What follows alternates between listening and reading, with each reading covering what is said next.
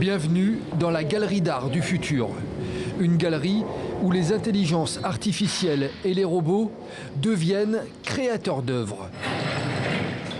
Mais aussi où les dispositifs technologiques nous permettent d'interagir avec l'œuvre ou même de la créer. Il y a un aspect ludique à cette installation-là. On peut s'amuser, on peut expérimenter, se déplacer et créer des images qui sont déformées. Mais en même temps, il y a aussi un aspect poétique, c'est-à-dire que ça met en image le passage inexorable du temps.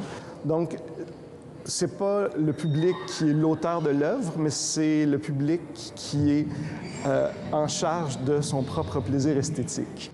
À travers cette expo, on s'aperçoit que le numérique et les robots peuvent être à la fois un support, un outil, un sujet et même un collaborateur pour l'artiste.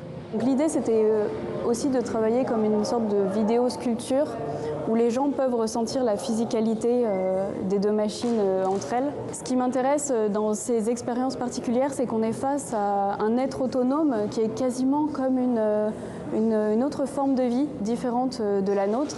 Et j'ai pas l'impression d'utiliser l'intelligence artificielle comme un outil, mais plutôt comme une collaboration, c'est-à-dire créer quelque chose ensemble. Le secteur de l'art est d'ailleurs en pleine période de transition. Les jeunes artistes travaillant de plus en plus naturellement avec ces nouvelles technologies. Est-ce que la machine est capable de créer? Est-ce que le robot, si on veut, sera la prochaine étape de l'évolution humaine? On se pose la question.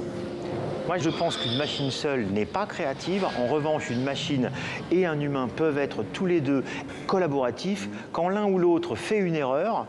Et je trouve qu'il n'y a que dans l'art qu'on peut encore faire des erreurs, s'en amuser et observer ce qui se passe. Mais un petit peu comme un laboratoire scientifique, c'est ce qui nous rapproche de l'art et des technologies, ou aussi de la relation art et sciences.